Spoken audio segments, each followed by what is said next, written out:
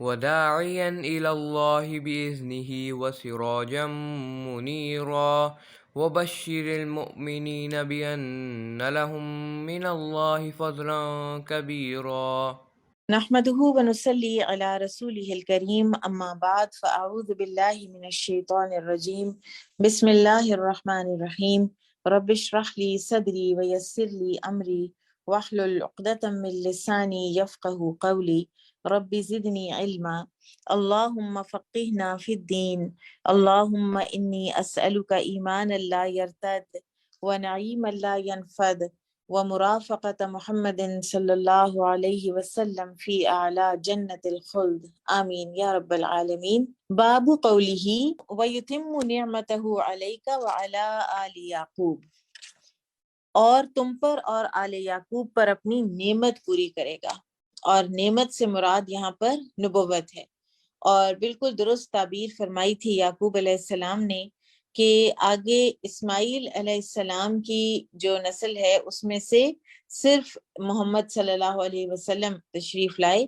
اور ان کے علاوہ یوسف علیہ السلام کے بعد سے جتنے بھی نبی آئے ہیں وہ اسی بنی اسرائیل کی لڑی سے آئے ہیں، یعقوب علیہ السلام کی اولاد سے ہی آئے ہیں۔ اچھا، اب ہم حدیث دیکھ لیتے ہیں۔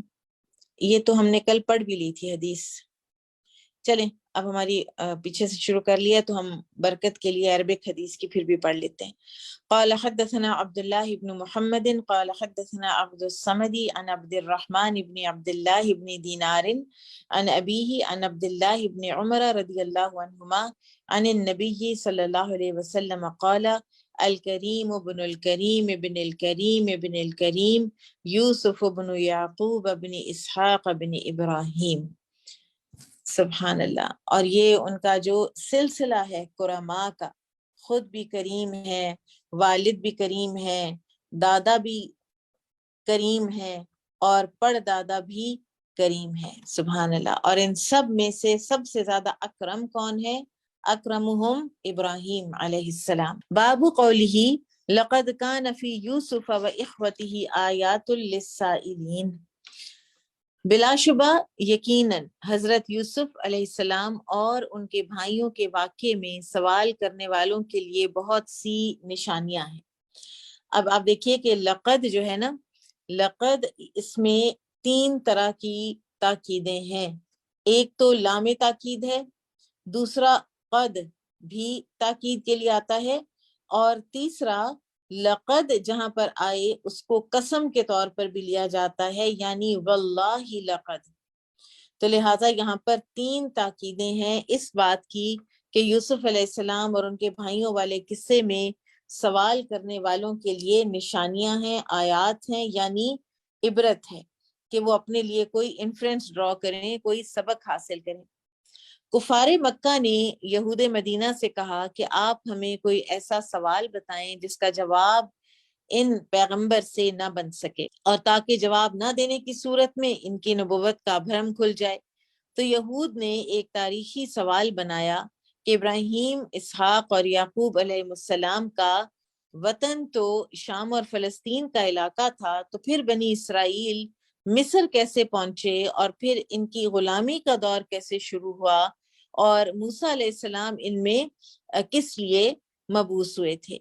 تو جب کفار مکہ نے رسول اللہ صلی اللہ علیہ وسلم سے یہ سوال کیا تو اس کے جواب میں پوری سورہ یوسف نازل ہوئی، اور نہ صرف یہ کہ ایک تاریخی پوری جو کہانی ہے وہ بھی کھل گئی، اور یہود کو بھی پتہ چل گیا کہ یہ کہانی سوائے اللہ کی طرف سے کسی اور کو اس طرح پتہ نہیں چل سکتی۔ تو دوسری طرف یہ ہے کہ جو کفار مکہ اور برادران یوسف کا ایک کمپیریزن بھی دے دیا گیا، اور ان میں بے شمار مماثلتیں پائی جاتی ہیں۔ اور اینڈ اس ساری کہانی کا، کفار مکہ کی کہانی کا کب ہوتا ہے؟ جب یہ بالکل انسگنیفیکنٹ اور بالکل ایسے ہو چکے ہوتے ہیں بے اثر پورے اس میں علاقے میں، اس وقت فتح مکہ ہوتی ہے، اور آپ صلی اللہ علیہ وسلم ان کو وہی فرماتے ہیں کہ جب اسی حال میں یوسف علیہ السلام کے بھائی یوسف علیہ السلام کے پاس آئے تو انہوں نے فرمایا تھا لا تثریب علیکم اليوم، آج کے دن تم پر کوئی پکڑ نہیں ہے۔ تو اس طرح سے اللہ تعالیٰ نے سورہ یوسف کو احسن القصص بنایا کہ اس کا نریٹ کیے جانے کا انداز بھی بڑا آسن، بڑا بہترین، اور اس سے جو سبق نکلتے ہیں وہ بھی بہت بہترین ہے۔ قال حدثني محمد قال اخبرنا عبدة عن عبيد الله عن سعيد بن ابي سعيد عن ابي هريرة رضي الله عنه قال سئل رسول الله صلی اللہ علیہ وسلم اي الناس اکرم، رسول اللہ صلی اللہ علیہ وسلم سے پوچھا گیا کہ سب سے زیادہ باعزت اور معزز کون ہے؟ قال، فرمایا، اکرمہم عند اللہ اتقاہم، اللہ کے نزدیک سب سے زیادہ باعزت وہ ہے جو سب سے زیادہ اللہ سے ڈرنے والا ہے۔ قالو، تو لوگوں نے کہا، لیس عن ھذا نسألک، ہم اس کے بارے میں نہیں سوال کر رہے۔ قال، تو آپ صلی اللہ علیہ وسلم نے فرمایا، فاکرم الناس یوسف، تو لوگوں میں سب سے زیادہ معزز یوسف علیہ السلام ہے، نبی اللہ، جو اللہ کے نبی، ابن نبی اللہ، ابن نبی اللہ، ابن خلیل اللہ، کہ جو خود اللہ کے نبی ہیں، اللہ کے نبی کے بیٹے، اللہ کے نبی کے پوتے، اور خلیل اللہ کے پڑ پوتے ہیں۔ قالو لیس عن ھذا نسألک، تو لوگوں نے کہا کہ ہم اس کے بارے میں بھی یا رسول اللہ صلی اللہ علیہ وسلم سوال نہیں کر رہے۔ قال، تو آپ صلی اللہ علیہ وسلم نے فرمایا، فعن معادن العرب تسألونی، تو کیا تم لوگ مجھ سے عرب کے خان وادوں کے متعلق پوچھتے ہو کہ ان میں سب سے بہتر کون ہے؟ قالو نعم، تو لوگوں نے کہا جی۔ قال، فرمایا، فخیارکم فی الجاہلیہ خیارکم فی الاسلام اذا فقہوا، یہ بہت ہی ایک زبردست ایک حدیث ہے کہ جو جاہلیت میں اچھے تھے، معزز تھے، اور اسلام لانے کے بعد بھی وہی بہترین اور معزز ہیں، بشرطے کہ دین میں سمجھ حاصل کر لیں، کیونکہ انسان جو ہے ان کی فطرتیں بھی ہوتی ہیں نا، تو جو فطرت انسان کی دور جاہلیت میں آ رہی ہوتی ہے وہی انسان کی آگے بھی چلتی ہے دور اسلام میں بھی۔ تو جو تب بہترین ہوتے ہیں، اس میں ایک ایگزامپل عثمان بن طلحہ رضی اللہ عنہ کی آتی ہے کہ انہوں نے کس طرح سیدہ ام سلمہ رضی اللہ عنہ کا ساتھ دیا ہجرت کے وقت، اور ان کو لے کر مدینہ ان کو چھوڑ کے اور واپس گئے، اور وہ فرماتی ہیں کہ ان سے آنریبل کمپینین میں نے نہیں دیکھا سفر کا، کہ سارا راستہ ان سے کوئی بات نہیں کی، اور صرف اس وجہ سے ان کو چھوڑنے گئے کہ ایک تنہا خاتون اور اپنے کھیر خوار بچے کے ساتھ وہ جا رہی ہیں مدینہ، تو ان کو یہ سائٹ اچھی نہ لگی، اور لیٹر آن پھر جب وہ مسلمان ہوئے ہیں تو وہ بہترین مسلمانوں میں سے بھی تھے۔ اور ایک اور جگہ پر بھی آپ صلی اللہ علیہ وسلم نے یہ بھی فرمایا نا کہ من یرد اللہ بہ خیرا یفقہہ فی الدین، جس کے لیے اللہ تعالیٰ بھلائی کا ارادہ فرماتے ہیں تو اس کو دین کی سمجھ عطا فرما دیتے ہیں۔ تو اصل بھلائی جو ہے وہ دین کی سمجھ میں ہے، لیکن فطرت کے لحاظ سے کچھ جو اچھائیاں کسی انسان کے اندر ہوتی ہیں ان کو اسلام پھر مزید جلا پہنچاتا ہے۔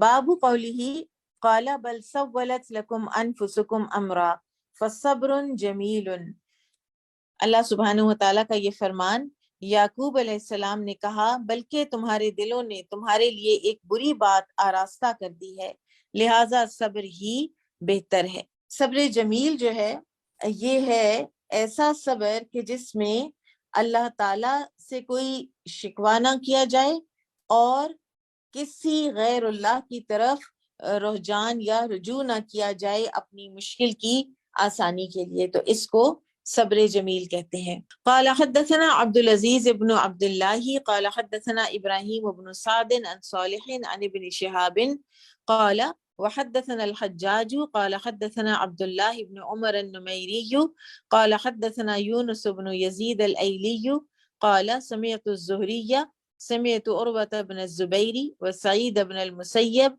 وعلقمة بن وقاص وعبيد الله بن عبد الله عن حديث عائشة زوج النبي صلى الله عليه وسلم حين قال لها أهل الإفك ما قالوا فبرأها الله۔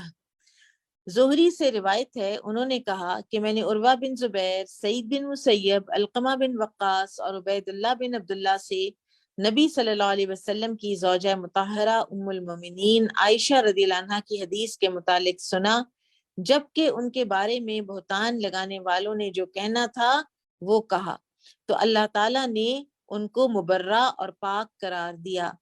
کل حدثنی طائفۃ من الحدیث، ہر ایک نے مجھ سے حدیث کا کچھ حصہ بیان کیا۔ قال النبی صلی اللہ علیہ وسلم، عائشہ رضی اللہ تعالیٰ عنہ سے یعنی حدیث کے کچھ حصے سب نے روایت کیے، تو نبی صلی اللہ علیہ وسلم نے فرمایا ان کنتی بریئۃ، عائشہ اگر تم بہتان سے بری الذمہ ہو، فسیبرئک اللہ، تو اللہ تعالیٰ عنقریب تمہیں مبرہ کر دیں گے، پاک صاف قرار دے دیں گے۔ وَإِن كُنْتِ أَلْمَمْتِ بِذَنْبٍ، اور اگر تم کچھ مائل ہوئی ہو گناہ کی طرف، تم سے کوئی گناہ ہو گیا ہے، فَاسْتَغْفِرِ اللَّهَ وَتُوبِي إِلَيْهِ، تو اللہ سے مغفرت طلب کرو اور اس کی طرف توبہ کرو۔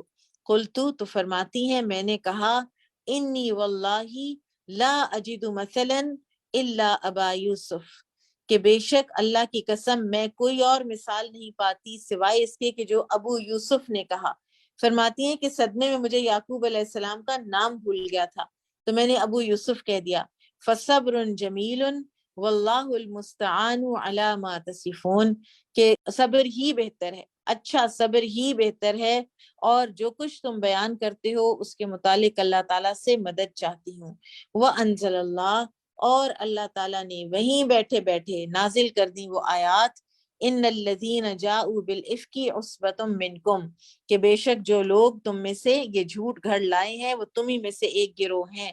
تو آیت نمبر 11 سے 20 تک سورۃ النور کی اللہ تعالیٰ نے نازل فرما دی، اور انشاءاللہ یہ ہم پڑھیں گے جب ہم سورہ نور پہ پہنچ جائیں گے۔ یہاں پر کیونکہ یعقوب علیہ السلام کا ذکر ہے اور ان کے صبر جمیل کا ذکر ہے، لہٰذا امام بخاری حدیث کو یہاں پر بھی لائے ہیں۔ قال حدثنا موسى قال حدثنا ابو عوانة عن حسين عن ابي وائل قال حدثني مسروق بن الاجدع قال حدثتني ام رومانہ، مسروق بن اجدع سے روایت ہے کہ مجھے ام رومان نے روایت کیا، وہی ام عائشہ، اور یہ ام رومان رضی اللہ عنہا جو ہیں یہ عائشہ رضی اللہ عنہا کی والدہ ہیں۔ قالت، انہوں نے کہا، بین انا و عائشہ اخذتها الحمى، کہ میں اور عائشہ بیٹھے ہوئے تھے اور اس دوران میں عائشہ کو بخار چڑھ گیا۔ فقال النبی صلی اللہ علیہ وسلم، تو نبی صلی اللہ علیہ وسلم نے فرمایا، لعل فی حدیث تحدث، کہ غالباً یہ بخار ان باتوں کی وجہ سے ہے جن کا چرچا کیا جا رہا ہے۔ قالت، تو ام رومان نے کہا، نعم، جی ہاں۔ وقعدت عائشہ، اور عائشہ رضی اللہ عنہا اٹھ کر بیٹھ گئیں۔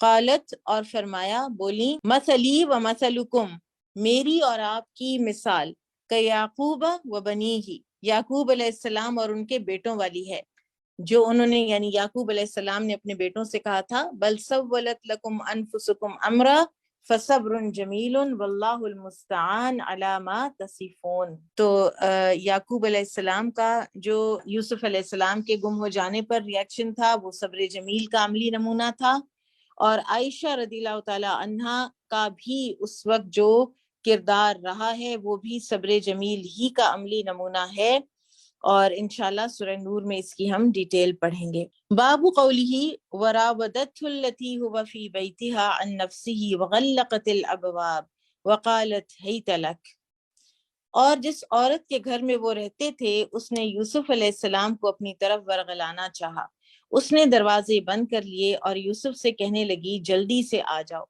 وقال اکرمۃ هيت لك بالحورانیۃ ہلم، وقال ابن جبیر تعالہ، اکرمہ نے کہا ہیت لک حورانی زبان کا لفظ ہے جس کے معنی ہے آ جاؤ، اور سعید بن جبیر نے بھی یہی معنی کیے ہیں۔ اب یوسف علیہ السلام انتہائی حسین و جمیل تھے اور انتہائی جو ہے وہ ہینڈسم تھے، غیر شادی شدہ تھے، جوان تھے، اور دوسری طرف عزیز مصر کی بیوی جو ہے وہ بھی ینگ تھی اور کہتے ہیں بے اولاد تھی، اور بہت ہی لیوش قسم کے اپنے لباس اور حسن و جمال اور اپنی ساری جو ادائیں ہیں وہ پیش کر رہی تھی، اور اس وقت پھر یوسف علیہ السلام نے پوری شان بے نیازی سے جواب دیا تھا کہ اللہ کی پناہ، میرے پروردگار نے تو مجھے بہت اچھی منزلت بخشی ہے کہ میں یہ کام کروں۔ قال حدثني احمد بن سعید قال حدثنا بشر بن عمر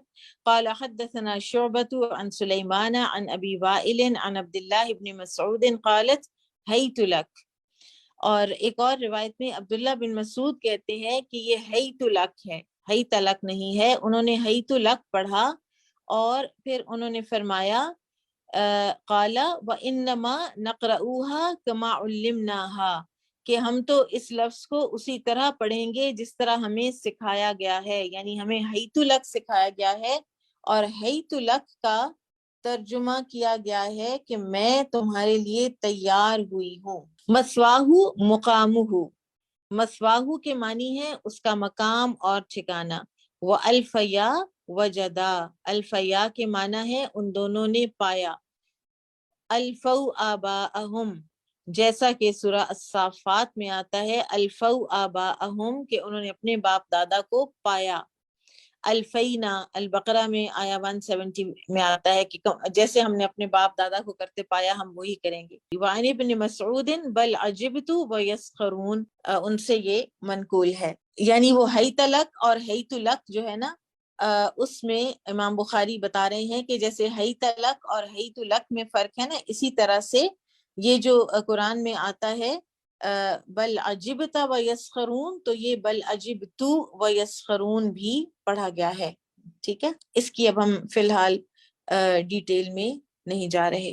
قال حدثنا الحمیدی قال حدثنا سفیان عن الاعمش عن مسلم عن مسروق عن عبد اللہ رضی اللہ عنہ ان قریشا لما ابطؤوا عن النبی صلی اللہ علیہ وسلم بالاسلام. عبداللہ بن مسعود رضی اللہ عنہ سے روایت ہے کہ جب قریش نے نبی صلی اللہ علیہ وسلم پر ایمان لانے میں دیر کی، ابطؤوا بطأ کہتے ہیں سستی کرنا، دیر کی، قال تو آپ صلی اللہ علیہ وسلم نے ان کے خلاف ایک بد دعا بھی کی تھی. اللہم اکفنیہم بسبع کسبع یوسف، کہ اے اللہ ان پر یوسف علیہ السلام کے زمانے کا سا قحط نازل فرما، جیسے وہ 7 سال ان پہ آئے تھے ان پر بھی لا. فَأَصَابَتْهُمْ سَنَةٌ، تو ایک ایسا قحط پڑا، حست کل شیء، ہر چیز ملیا میٹ ہو گئی، حتی اکل العظام، یہاں تک کہ وہ ہڈیاں کھانے پر مجبور ہو گئے.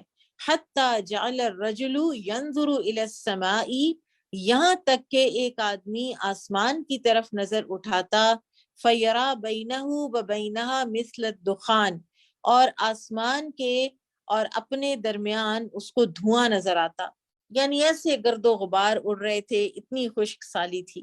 قال اللہ، اللہ تعالیٰ نے فرمایا فارتقب یوم تأتی السماء بدخان مبین، سورہ دخان آیا 10، کہ آپ اس دن کے منتظر رہیں جب کہ آسمان ظاہر دھواں لائے گا. قال اللہ، اور پھر اللہ نے فرمایا انا کاشف العذاب قلیلا انکم عائدون، بے شک ہم عذاب کو تھوڑا سا دور کر دیں گے، تم پھر اپنی اسی حالت پر آ جاؤ گے. انسان کی ناشکری اور ہٹ دھرمی کا ایک یہ بڑا ہی برا اور بڑا ایک کم ظرفی کا یہ انداز ہے کہ مشکل میں اللہ کو پکارنا اور مشکل دور تو شکر کرنا بھی انسان بھول جائے. افیکشف عنہم العذاب یوم القیامہ، تو عبداللہ بن مسعود کہتے ہیں کہ عذاب سے یہی قحط کا عذاب یہاں مراد ہے، کیا قیامت کے دن بھی کوئی کافروں سے عذاب دور ہونا ہے؟ وقد مدد دخان ومدت البطشہ، اور وہ کہتے ہیں کہ دخان اور بطشہ جن کا ذکر سورہ دخان میں آیا ہے وہ ہو چکے ہیں. ٹھیک ہے، بطشہ سے ان کی مراد پھر تھی کہ غزوہ بدر میں جو ان کی پکڑ آئی ہے. اور ایک اور روایت میں آتا ہے کہ جب بہت قحط سالی سخت ہوئی تو ابو سفیان رسول اللہ صلی اللہ علیہ وسلم کی خدمت میں حاضر ہوا اور کہنے لگا کہ آپ خود تو صلہ رحمی کا حکم دیتے ہیں اور آپ کی قوم کے لوگ بھوکے مر رہے ہیں، آپ ان کے لیے دعا فرمائیں کہ ان کا قحط ٹل جائے. پھر آپ صلی اللہ علیہ وسلم نے دعا فرمائی اور اللہ تعالیٰ نے ان کا قحط ٹال دیا. باب قوله فلما جاءه الرسول قال ارجع الى ربك الى قوله قلنا حاش للہ. پوری آیت پڑھ لیتے ہیں. باب قوله فلما جاءه الرسول قال ارجع الى ربك فاسأله ما بال النسوة اللاتي قطعن أيديهن إن ربي بكيدهن عليم. قال فما خطبكن إذا راودتن يوسف عن نفسه قلنا حاش للہ. جب قاصد یوسف علیہ السلام کے پاس پہنچا، یعنی ان کو جیل سے نکالنے کے لیے، تو انہوں نے کہا کہ واپس جاؤ اپنے بادشاہ کے پاس، اپنے آقا کے پاس، اور اس سے کہو، اس سے پوچھو کہ کیا حال ہے ان عورتوں کا جنہوں نے اپنے ہاتھ کاٹ لیے تھے، ان کا کیا معاملہ ہے۔ وہ کلیریفیکیشن چاہتے تھے نکلنے سے پہلے۔ میرا رب تو ان کے چال سے خوب واقف ہے۔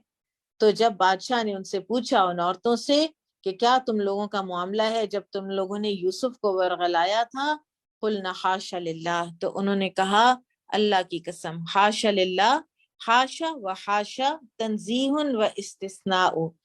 حاشا اور حاشا کے معنی ہے پاکی بیان کرنا اور استثناء کرنا، یعنی اس کا کوئی قصور نہیں ہے۔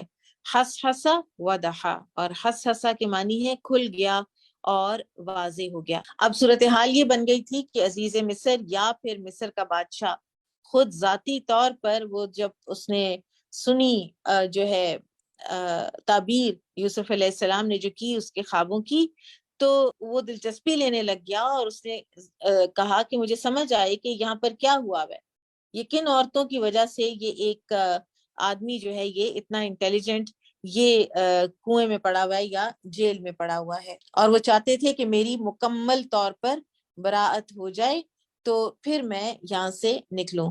آپ دیکھیے کہ یہ یوسف علیہ السلام کا ایک اعلیٰ درجے کا صبر تھا، ورنہ کوئی بھی انسان، بشری طبیعت ہے یہ کہ انسان کو جب ہو کہ میں مشکل سے مجھے نکالا جا رہا ہے تو فوراً مشکل سے تو نکلتا ہے اور اس کے بعد کوئی اور بات کرتا ہے۔ اچھا جی، حدیث پڑھتے ہیں۔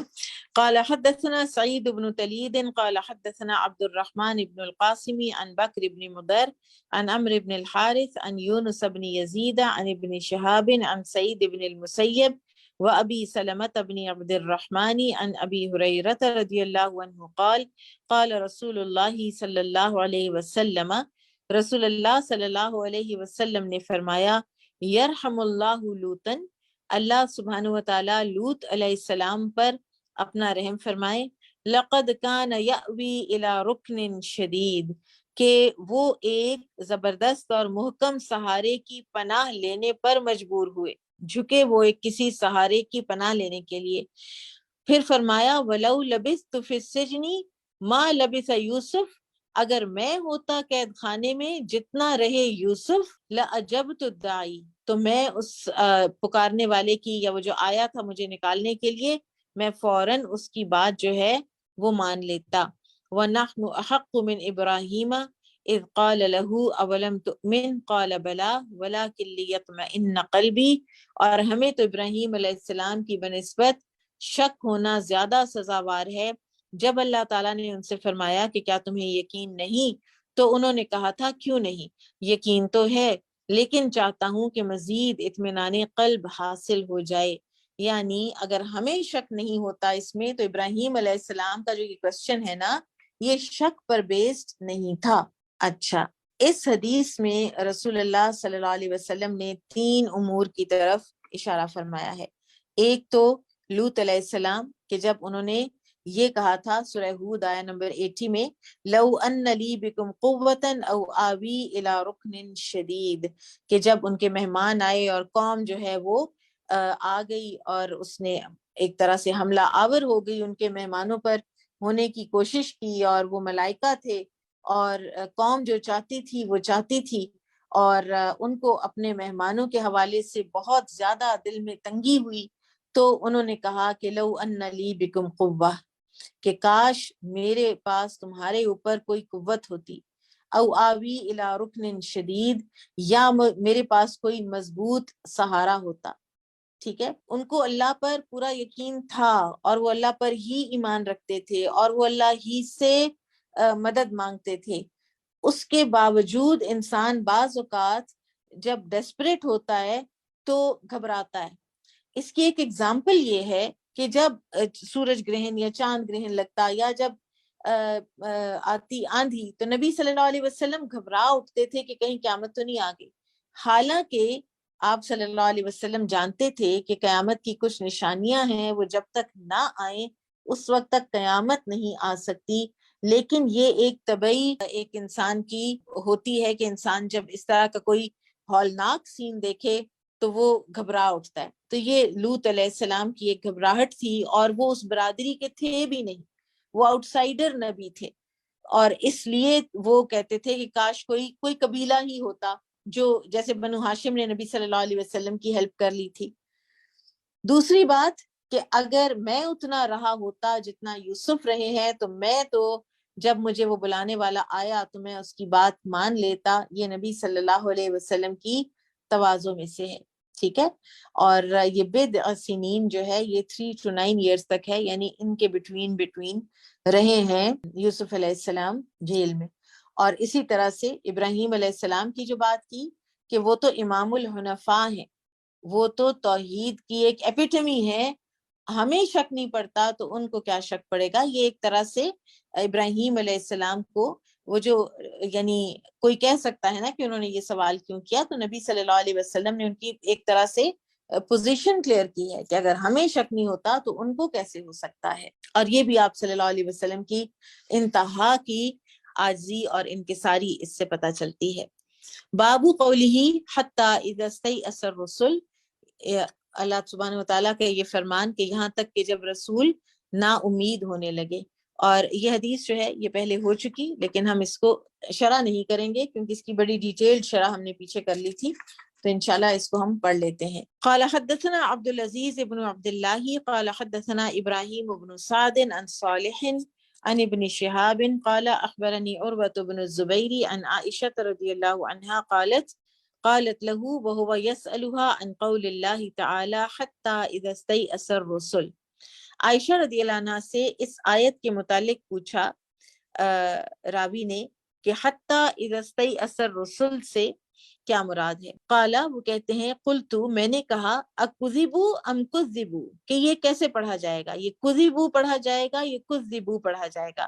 قالت عائشہ، تو عائشہ رضی اللہ عنہ نے کہا کذبوا یعنی کذبوا پڑھا جائے گا۔ قلت تو میں نے کہا فقد استيقنوا ان قومهم كذبوهم فما هو بالظن، تو میں نے کہا کہ انبیاء تو یقین کے ساتھ جانتے تھے کہ ان کی قوم انہیں جھٹلا رہی ہے، پھر ظنوا سے کیا مراد ہے۔ قالت وہ بولی اجل لعمری لقد استيقنوا بذلك، انہوں نے کہا ہاں زندگی کی قسم بلا شبہ پیغمبروں کو اس امر کا یقین تھا۔ فقلت لها، تو میں نے کہا وظنوا انہم قد کذبوا، کہ پھر اس کو تخفیف کے ساتھ پڑھیں تو کیا قباحت ہے۔ قالت معاذ اللہ، وہ بولی اللہ کی پناہ، لم تکن الرسل تظن ذلك بربها، پیغمبر اپنے رب کے متعلق ایسا گمان کبھی نہیں کر سکتے، کیسے کر سکتے ہیں کہ اللہ نے نعوذ باللہ ان سے کوئی غلط وعدہ کیا جھوٹا، نعوذ باللہ۔ قلت میں نے کہا فما هذه الآیہ، کہ پھر اس آیت کا کیا مطلب ہے۔ قالت وہ بولی ہم اتباع الرسل الذین آمنوا بربهم وصدقوهم، پیغمبروں کو جن لوگوں نے مانا اور ان کی تصدیق کی، فطال علیہم البلاء، اور پھر ان کے اوپر لمبی مدت ہو گئی مصیبتوں اور آزمائشوں کی، واستأخر عنہم النصر، اور اللہ کی مدد آنے میں تاخیر ہوئی، حتی اذا استیأس الرسل ممن کذبهم من قومهم، یہاں تک کہ پیغمبر ان لوگوں کے ایمان لانے سے مایوس ہو گئے جنہوں نے ان کی قوم میں سے ان کی تکذیب کی تھی۔ وَظَنَّتِ الرُّسُلُ أَنَّ أَتْبَاعَهُمْ قَدْ كَذَّبُوهُمْ جَاءَهُمْ نَصْرُ اللَّهِ عِنْدَ ذَلِكَ، اور پھر اس وقت جنہوں نے ان کی تکذیب کی تھی اور وہ گمان کرنے لگے کہ جو لوگ ایمان لائے ہیں اب وہ بھی ہمیں جھوٹا خیال کرنے لگیں گے، اس وقت اللہ کی مدد آ پہنچی۔ یعنی مدد دیر ہوئی تو رسولوں کو ہوا کہ لوگ ایک تو ایمان لانے میں تاخیر کریں گے اور دوسرے جو ایمان لائے ہیں وہ ہمیں جھوٹا خیال کریں گے کہ اللہ کی مدد کیوں نہیں آ رہی، تب اللہ کی مدد آئی۔ قال حدثنا ابو الیمانی قال اخبرنا شعیب عن الزہری قال اخبرنی عروة فقلت لعلها كذبوا مخففتا قالت معاذ اللہ نحوہ، اور اسی طرح کی حدیث جو ہے امام بخاری نے ایک اور سند سے بھی بتائی ہے۔ بہرحال پیچھے ہم نے پڑھا تھا کہ کذبوا کے اور معنی ہو سکتے ہیں، اور آپ لوگ اس کو ذرا اس کی مکمل بحث ہم نے سورہ بقرہ آیا نمبر 214 اور حدیث نمبر 4524 میں کی تھی، آپ اس کو دیکھ سکتے ہیں۔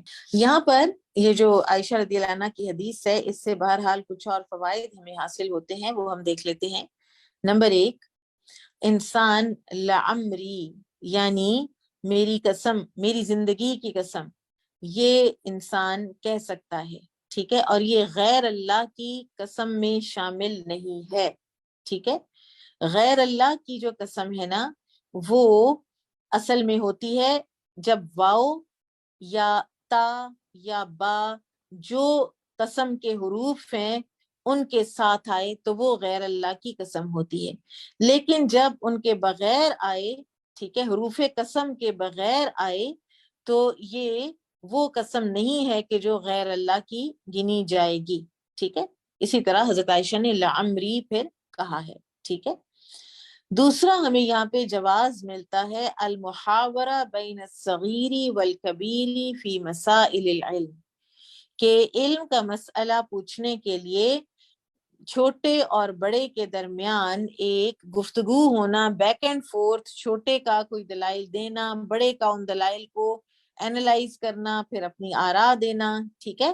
جیسا کہ یہاں پر عروہ جو ہیں یہ رحمہ اللہ عائشہ رضی اللہ عنہ کے بھانجے ہیں، اسماء بنت ابی بکر کے یہ بیٹے ہیں، عبداللہ بن زبیر کے یہ بھائی ہیں، ٹھیک ہے، زبیر بن عوام کے بھی بیٹے ہیں۔ پھر یہ ہے کہ بعض اوقات ایک بہت بڑا عالم انسان ہوتا ہے لیکن کچھ متواتر آراء جو ہیں اور بڑی مشہور آراء وہ اس سے مخفی رہتی ہیں، بالکل اسی طرح جس طرح سے کہ عائشہ رضی اللہ عنہا کو کذبو والی جو قرات ہے اس کا علم نہیں تھا، اور یہ کہ اس کی کیا تعویل کی گئی ہے اس کا بھی ان کو علم نہیں تھا۔ سورۃ الرعد، بسم اللہ الرحمن الرحیم۔ قال ابن عباس کباسط کفیہ مثل المشرک الذی عبد مع اللہ الہا غیرہ کمثل العطشان الذی ينظر الى ظل خیالہ فی الماء من بعید وہو یرید ان یتناولہ ولا یقدر۔ ابن عباس نے فرمایا کہ کباسط کفیہ یہ مشرک کی مثال ہے جو اللہ تعالیٰ کے ساتھ دوسرے معبودوں کی بھی عبادت کرتا ہے، اس کی مثال اس پیاسے جیسی ہے جو پانی کا تصور کر کے دور سے اپنے ہاتھ پھیلائے اور چاہتا ہے کہ اسے حاصل کر لے لیکن اسے لینے کی قدرت نہیں ہوتی۔ وقال غیرہ، اور ابن عباس کے علاوہ دوسروں نے کہا متجاورات متدانیات، متجاورات کے معنی ہے قریب قریب آپس میں ملے ہوئے۔ وقال غیرہ، اور ان کے علاوہ نے کہا المثلات واحدها مثلۃ وہی الاشباہ والامثال، اور پھر کسی دوسروں نے کہا کہ المثلات کا واحد مثلۃ ہے، اس کے معنی مشابہ اور مماثل کے ہیں۔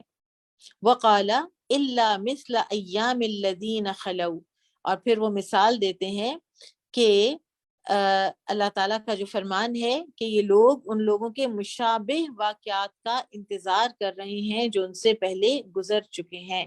بمقدار، بقدر، بمقدار کے معنی ہے قدر یعنی مقررہ اندازہ۔ یقال معقبات، اور پھر کہا جاتا ہے معقبات، مراد وہ نگہبان فرشتے جو ایک دوسرے کے بعد باری باری آتے ہیں، اس سے عقیب ماخوذ ہے۔ اور ومنہ قیل العقیب ای عقبت فی اثرہ، یعنی عرب کہتے ہیں کہ میں اس کے نقش قدم پر پیچھے پیچھے چلا۔ المحال العقوبہ، المحال کے معنی ہے سزا۔ کباسط کفیہ الی الماء لیقبض علی الماء، کباسط کفیہ الی الماء پانی کی طرف ہاتھ بڑھائے تاکہ اس پر قبضہ کر لے۔ رابین من ربا یربو، رابین یہ ربا یربو سے ماخوذ ہے جس کے معنی ہے پھلنا پھولنا۔ او متاع زبد مثلہ، اور یہ جو ہے متاع زبد مثلہ، المتاع ما تمتعت بہ، کہ متاع سے مراد وہ جس چیز سے تو فائدہ اٹھائے۔ جفاء یقال اجفأت القدر اذا غلت فعلاها الزبد ثم تسكن فيذهب الزبد بلا منفعة فكذلك يميز الحق من الباطل، کہ جفاء اجفأت اور اجفأت القدر سے ماخوذ ہے، یعنی ہنڈیا نے جوش مارا، اور ہنڈیا جب جوش مارتی ہے تو جھاگ اوپر آ جاتا ہے، پھر جب ہنڈیا ٹھنڈی ہو جاتی ہے تو بے فائدہ جھاگ ختم ہو جاتا ہے۔ اسی طرح حق باطل سے جدا ہوتا ہے۔ المہاد الفراش، مہاد کے معنی ہے بچھونا اور آرام گاہ۔ یدرؤون یدفعون، درأتہ عنی دفعتہ، یدرؤون کے معنی ہے یدفعون، اور یہ درأتہ عنی سے ماخوذ ہے، یعنی میں نے اس کو اپنے سے دور کر دیا۔ سلام علیکم ای یقولون سلام علیکم والمتابی الیہ توبتی، سلام علیکم اس مقام پر یقولون محذوف ہے، یعنی وہ کہیں گے سلام علیکم، اور المتاب کے معنی ہے میرا رجوع کرنا، یعنی اسی کی طرف، اللہ کی طرف میرا رجوع کرنا۔ افلم ییأسی افلم یتبین، افلم ییأس کیا ان پر یہ بات واضح نہیں ہوئی؟ قاریۃن داہیۃن، قاریۃن کے معنی مہلک آفت، داہیۃن۔ فاملیت اقلت من الملیج والملاوۃ ومنہ ملیجا ویقال للواسع الطویل من الارض ملن، فاملیت میں نے مہلت دراز کر دی، یہ الملیجی اور الملاوہ سے ماخوذ ہے، اسی سے ملیجن بنا ہے۔ کشادہ اور طویل میدان کو ملا کہتے ہیں، وہ ملیجن ہے نا، مریم سورہ مریم آیا 46، وہجرنی ملیہ، کہ ایک لمبی مدت تک میرے سے دور ہو جاؤ۔ اشق اشد من المشقہ، اشق جو ہے یہ اشد مشقہ سے ماخوذ ہے، یعنی بہت سخت۔ معقب مغیر، وقال مجاہد متجاورات طیبها عذبها وخبیثها السباخ، متجاورات سے مراد ہے عمدہ زمین اور شوریلی زمین، ملی جلی۔ سنوان النخلتانی او اکثر فی اصل واحد، سنوان سے مراد کھجور کے 2 یا اس سے زیادہ درخت جن کی جڑ ایک ہی ہو۔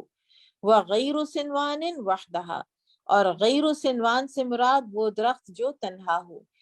بماء واحد، ایک ہی پانی سے۔ کصالح بنی آدم وخبیثہم ابوہم واحد، یہ ایسے مثال ہے بنو آدم کی کہ صالح اور خبیث ہیں اور باپ ان کا ایک ہی ہے، اصل ایک ہی ہے۔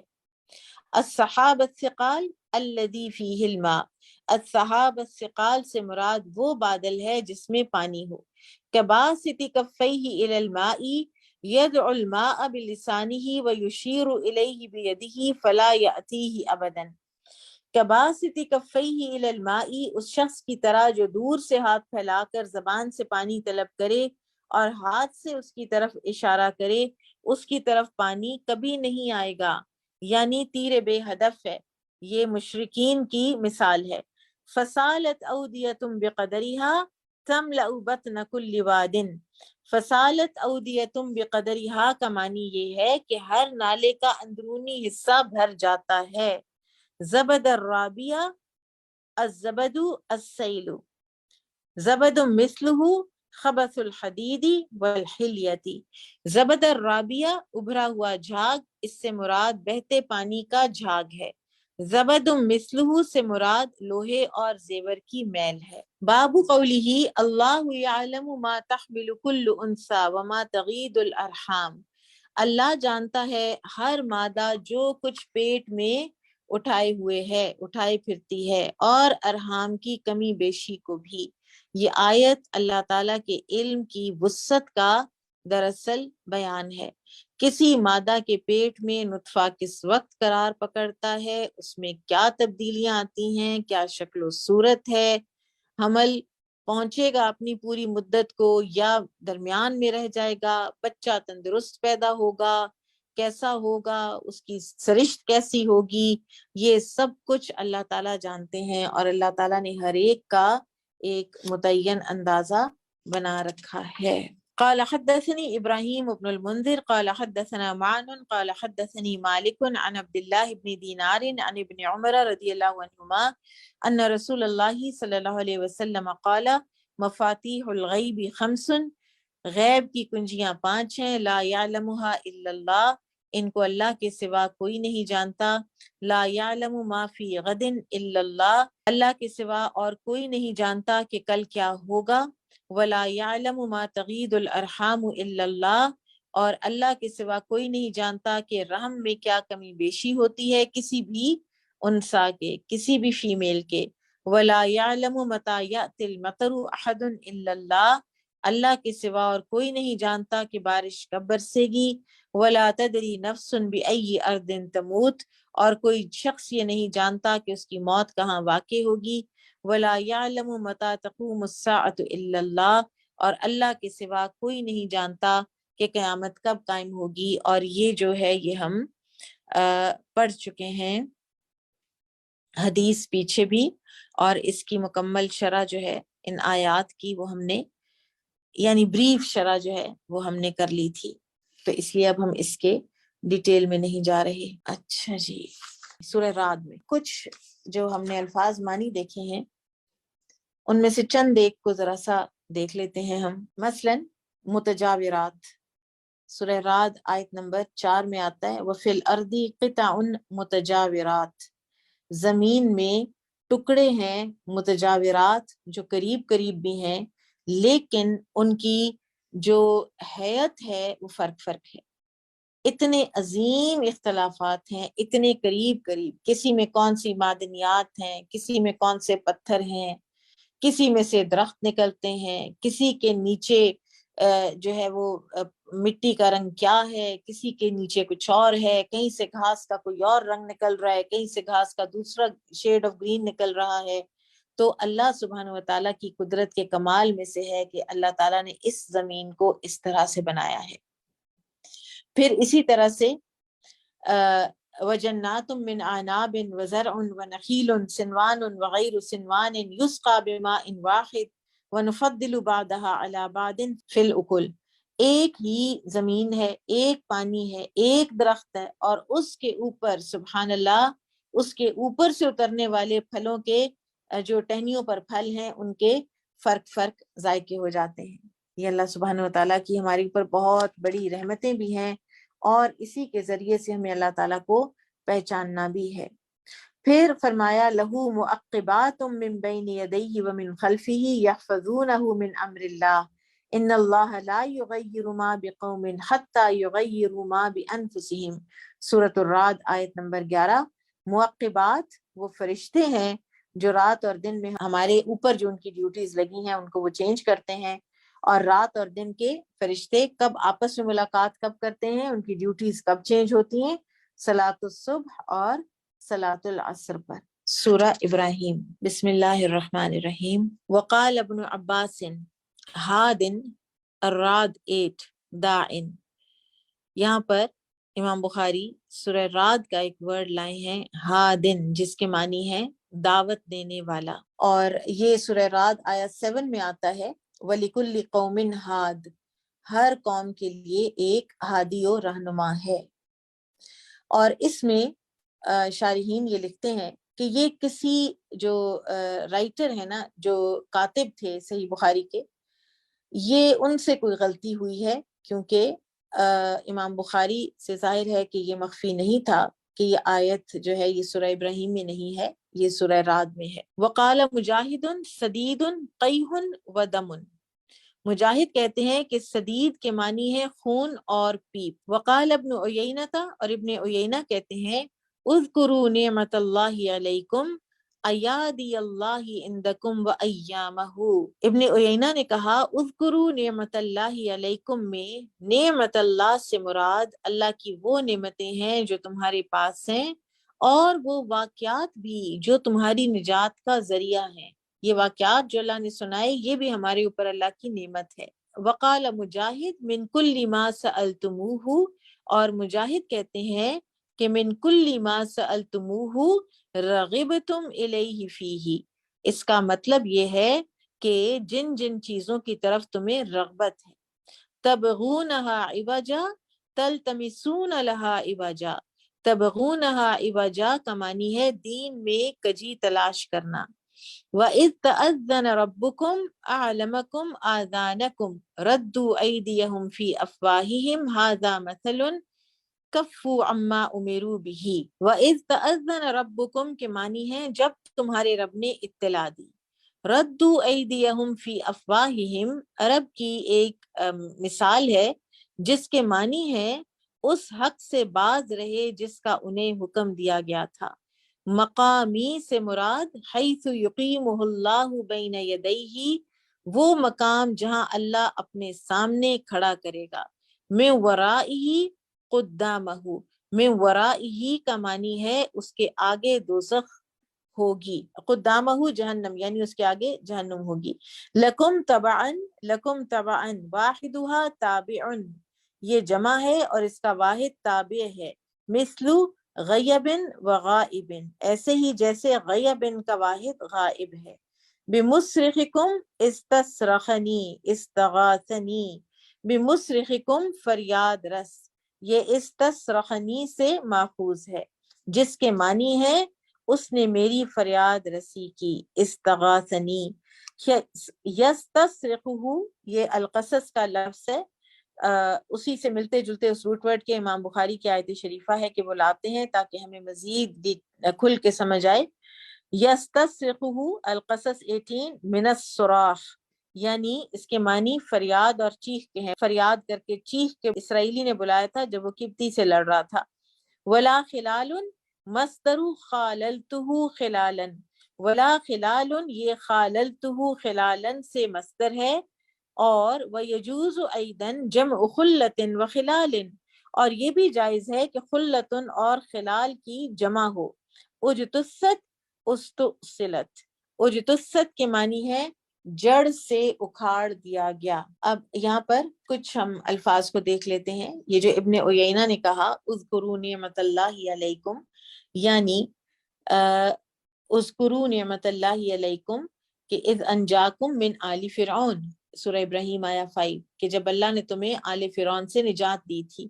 تو اپنی زندگی کے پچھلے واقعات جس میں اللہ تعالیٰ نے ہماری ہیلپ کی ہو، ان واقعات کو یاد رکھنا چاہیے اور ان کے ذریعے سے ہمیں اللہ تعالیٰ کا شکر ادا کرنے والا اللہ بننا چاہیے، اپنے دل سے بھی اور اپنی زبان سے بھی اور اپنے جوارے سے بھی. اور نعمت جو ہے نا، اس کا شکر جو ہے اس کی ایک بہت بڑی ایک صورت یہ ہے کہ انسان کہے کہ ہاں اللہ نے مجھ پر احسان کیا، ایسے ہوا تھا پھر اللہ نے احسان کیا، یعنی اس کو کلیم کرے، اس بات کو بے شک ادا کرے لوگوں کے سامنے.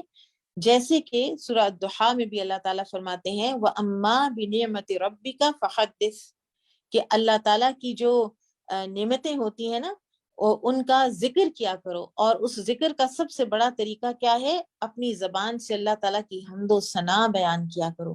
ٹھیک ہے، اور بڑے خوبصورت انداز سے اللہ تعالیٰ کے احسانات کا اعتراف کرو، لیکن اس سے مراد کوئی فخر نہیں ہے. ٹھیک ہے، یعنی آپ ایسے کہیں کہ الحمدللہ میں فقیر تھی، اللہ نے مجھے غنی کر دیا ہے. کیا وقت ہوا کرتا تھا ایک میرے اوپر اور اب اللہ نے مجھے غنی کر دیا ہے. میں جاہل تھی، اللہ نے مجھے علم دیا. ہم فخر میں پڑ جاتے ہیں کہ میں نے شاید علم حاصل کر لیا. ٹھیک ہے، تو یہ اللہ تعالیٰ کی جو دی ہوئی نعمتیں ہیں ان کا ذکر کرنا اپنی زبان سے، یہ بھی نعمت کے شکر کا ایک بڑا طریقہ ہے. ٹھیک ہے، اور آپ کا دل جو ہے نا وہ بڑے فرحت اور سرور سے بھر جائے گا اگر آپ اپنے شکر کے انداز کو اس طرح سے انہینس کریں گے. تو حدیث دیکھ لیتے ہیں. باب قولہ کشجرۃ طیبۃ اصلها ثابت، اللہ تعالیٰ کا یہ فرمان کہ ایک پاکیزہ درخت کی طرح جس کی جڑ مضبوط ہے. پوری آیت کا ترجمہ ایسا ہے، کیا آپ نے نہیں دیکھا کہ اللہ تعالیٰ نے کلمہ طیبہ یعنی توحید کی کیسی عمدہ مثال بیان کی ہے کہ وہ ایک پاکیزہ درخت کی مانند ہے جس کی جڑ مضبوط ہے اور اس کی شاخیں آسمان میں ہیں. اب کلمہ طیبہ سے مراد لا الہ الا اللہ ہے. جب یہ کلمہ انسان کے عقیدے میں پورا پختگی کے ساتھ راسخ ہو جاتا ہے تو یہ دنیا کی ہر بھلائی کی بنیاد بن جاتا ہے اور ہر طرح کی برائیوں کو ختم کر دیتا ہے اور ایک پاکیزہ درخت کی طرح ہو جاتا ہے. اور یہاں پاکیزہ درخت سے مراد کھجور کا درخت ہے، اور اس درخت کو بندہ مومن کے ساتھ مثال دی گئی ہے کہ جس کے سینے میں، جس کے دل میں توحید رچ بس چکی ہو۔ قال حدثني عبيد بن إسماعيل عن أبي أسامة عن عبيد الله عن نافع عن ابن عمر رضي الله عنهما قال كنا عند رسول الله صلى الله عليه وسلم فقال أخبروني بشجرة تشبه أو كالرجل المسلم۔ ابن عمر رضی اللہ عنہما سے روایت ہے کہ کہتے ہیں کہ ہم ایک دفعہ رسول اللہ صلی اللہ علیہ وسلم کی خدمت میں تھے کہ آپ نے صحابہ سے پوچھا مجھے اس درخت کے متعلق بتاؤ جو بندہ مسلم سے مشابہ ہے یا مرد مسلم کی مانند ہے، لا یتحات ورقها ولا ولا ولا، جس کے پتے نہیں گرتے اور نہ یہ ہوتا ہے نہ یہ ہوتا ہے نہ یہ ہوتا ہے، یعنی اس کو کوئی اس کی افادیت میں کمی نہیں آتی، موسم اس پر اثر نہیں کرتے، توتی اکلہا کل حین، اور وہ ہر موسم میں اپنا پھل دیتا ہے۔ قال ابن عمر، تو ابن عمر کہتے ہیں فوقع فی نفسی انہا النخلہ، میرے دل میں خیال آیا کہ یہ کھجور کا درخت ہوگا۔ ورأیت ابا بکر و عمر لا یتکلمان، تو میں نے دیکھا کہ ابو بکر بیٹھے ہیں، عمر بیٹھے ہیں رضی اللہ عنہما، اور یہ خاموش ہیں، یہ بول نہیں رہے۔ فکرہت ان اتکلم، تو میں نے بھی جواب دینا مناسب خیال نہ کیا، ادب کے تقاضے کے تحت، حیا کے تقاضے کے تحت۔ فلما لم یقولوا شیئا، تو جب کسی نے کچھ نہ کہا، قال رسول اللہ صلی اللہ علیہ وسلم، تو رسول اللہ صلی اللہ علیہ وسلم نے فرمایا ہی النخلہ، یہ کھجور کے درخت کی بات ہے۔ فلما قمنا، پھر جب ہم وہاں سے چلے، قلت لعمر، تو میں نے عمر سے کہا یا ابتاہ، اے پیارے ابا جان، واللہ لقد کان وقع فی نفسی انہا النخلہ، اللہ کی قسم میرے دل میں آیا تھا کہ یہ تو کھجور کی بات ہے، یہ درخت کھجور کا ہوگا۔ فقالا، تو عمر رضی اللہ عنہ نے کہا ما منعک ان تکلم، تو کس چیز نے تمہیں روکا جواب دینے سے؟ قالا، تو ابن عمر نے کہا لم ارکم تکلمون، میں نے دیکھا کہ آپ میں سے تو کوئی بول ہی نہیں رہا۔ فکریت ان اتکلم او اقول شیئا، تو میں نے پھر ناپسند کیا کہ میں کوئی بات کروں یا میں کوئی کلام کروں۔ قال عمر، تو عمر رضی اللہ عنہ نے کہا، اور یہاں سے پتہ چلتا ہے کہ ایک باپ کو کتنا اپنے لائق فائق بیٹے پر فخر ہو سکتا ہے۔ لَأَن تَكُونَ قُلْتَهَا أَحَبُّ إِلَيَّ مِنْ كَذَا وَكَذَا، اگر تم کہہ دیتے تو مجھے اتنا مال ملنے سے بھی زیادہ خوشی ہوتی۔ اور ایک اور روایت میں آتا ہے کہ جب رسول اللہ صلی اللہ علیہ وسلم نے یہ سوال کیا تھا تو اس وقت آپ کھجور کے تنے کا جو گودا ہوتا ہے، جس کو کور جو ہوتا ہے نا، جمار کہتے ہیں اس کو، تو آپ صلی اللہ علیہ وسلم وہ کھا بھی رہے تھے۔ اور یہ جو راوی نے 3 مرتبہ کہا ولا ولا ولا، تو یعنی نہ اس کا پھل ختم ہوتا ہے، نہ اس کا سایہ ختم ہوتا ہے، نہ ہی اس کا نفع ختم ہوتا ہے۔ اور آپ دیکھیں کہ اس کی گٹھلیاں چوپایوں کی خوراک ہیں، اجوا کھجور کی تو بات ہی کیا ہے، اس کی تو گٹھلی کا جو پاؤڈر ہے وہ ہارٹ پیشنٹس کو دیا جاتا ہے۔ پھر اسی طرح سے اس کے پتے موسم خزاں میں بھی نہیں گرتے، اس کے تنے مکانوں میں ستونوں کے طور پر اور شہتیر کے طور پہ استعمال ہوتے ہیں، اس کے پتوں سے چٹائیاں، ٹوکرے اور پنکھے بنائے جاتے ہیں، اس کی چھال تکیوں اور گدوں میں بھری جاتی ہے۔ اسی طرح بندہ مومن ہر دم نفع مند ہوتا ہے، ٹھیک ہے، ہر دم وہ برکتیں ہی برکتیں بانٹ رہا ہوتا ہے۔ اب اللہ تعالیٰ نے اس آیت کریمہ میں شجر طیبہ کی 4 صفات بیان کی ہیں۔ نمبر 1، وہ طیب اور پاکیزہ ہے، یعنی اس کی عمدگی، اس کی شکل و صورت کے اعتبار سے، پھل پھول کے اعتبار سے، خوش ذائقہ ہونے کے اعتبار سے سب کچھ عمدہ ہے۔ نمبر 2، اس کی جڑیں زمین میں خوب گہرائی سے پیوست ہوئی ہوئی ہیں، وہ کمزور نہیں ہے۔ نمبر 3، اس کی شاخیں آسمانوں سے باتیں کر رہی ہیں، یعنی ایک تو آسمانوں سے باتیں کر رہی ہیں، اوپر جو ہے وہ آلودگی کم ہوتی ہے، اور پھل جو ہے وہ آلودگی اور گندگی اور جراثیموں سے پاک ہوگا۔ اور اسی طرح یہ کہ اس کی بندہ مومن کی جو نظر ہے وہ بہت آگے تک ہوتی ہے۔ اور پھر یہ کہ عام درختوں کی طرح نہیں، بلکہ یہ ہر موسم میں پھل دیتا ہے، اور یہ باتیں کھجور کے درخت اور پھل میں پائی جاتی ہیں۔ اس حدیث سے ہمیں کچھ اور فوائد بھی حاصل ہوتے ہیں، یہ کہ بحیثیت معلم رسول اللہ صلی اللہ علیہ وسلم کوئی نہ کوئی ایسا سوال پیش کیا کرتے تھے صحابہ کے آگے کہ جس سے ان کا کچھ نہ کچھ ٹیسٹ، کچھ امتحان ان کا مقصود ہوتا تھا۔ اب صحابہ نے کچھ نہ کچھ اشجار گنوائے بھی، لیکن وہ درست جواب تک نہیں پہنچے تھے۔ اس سے یہ بھی پتہ چلتا ہے کہ اگر انسان سے کوئی سوال کیا جائے اور اگر وہ کوئی غلط بھی جواب دے دے تو کوئی بات نہیں، اس کو صحیح جواب بتا دیا جائے گا۔ بہت سے لوگ اس کو اپنا انا کا مسئلہ بناتے ہیں، اور ایسے لوگ پھر کم سیکھ پاتے ہیں۔ غلطی کرنے سے ڈرنا نہیں چاہیے۔ اچھا، پھر اس حدیث سے ہمیں نبی صلی اللہ علیہ وسلم کا حسن معاشرہ پتہ چلتا ہے صحابہ کرام کے لیے، کہ آپ صلی اللہ علیہ وسلم ان کی مجالس میں اس طرح کی باتیں کرتے جن سے ان کے لیے ایک تالیف قلب کا سامان پیدا ہوتا۔ پھر یہ پتہ چلتا ہے کہ ایک انسان کا خوش ہونا جائز ہے کہ جب اس کو یہ پتہ چلے کہ میری اولاد نے کوئی قابلیت کا مظاہرہ کیا ہے، جیسا کہ عمر رضی اللہ عنہ کی بات سے پتہ چلتا ہے۔ پھر ہمیں اس حدیث سے احترام الاکابر پتہ چلتا ہے کہ جو عبداللہ بن عمر نے کیا ہے نا، وہ بھی غلط نہیں ہے، کہ کیونکہ انہوں نے کیا ہے ادب کے تقاضے کے تحت، ٹھیک ہے۔ اور یہاں پر جو بزرگان بیٹھے ہوئے تھے وہ فضل میں بھی اوپر تھے ابن عمر سے، اور عمر میں بھی، فضیلت میں بھی اور ایج میں بھی، تو انہوں نے ادب کے تقاضے کے تحت خاموشی اختیار کی، تو یہ بھی کچھ غلط نہیں ہے۔ تو سچویشن ٹو سچویشن آپ دیکھ سکتے ہیں کہ آپ کو کب بولنا چاہیے اور کب نہیں بھی بولنا چاہیے۔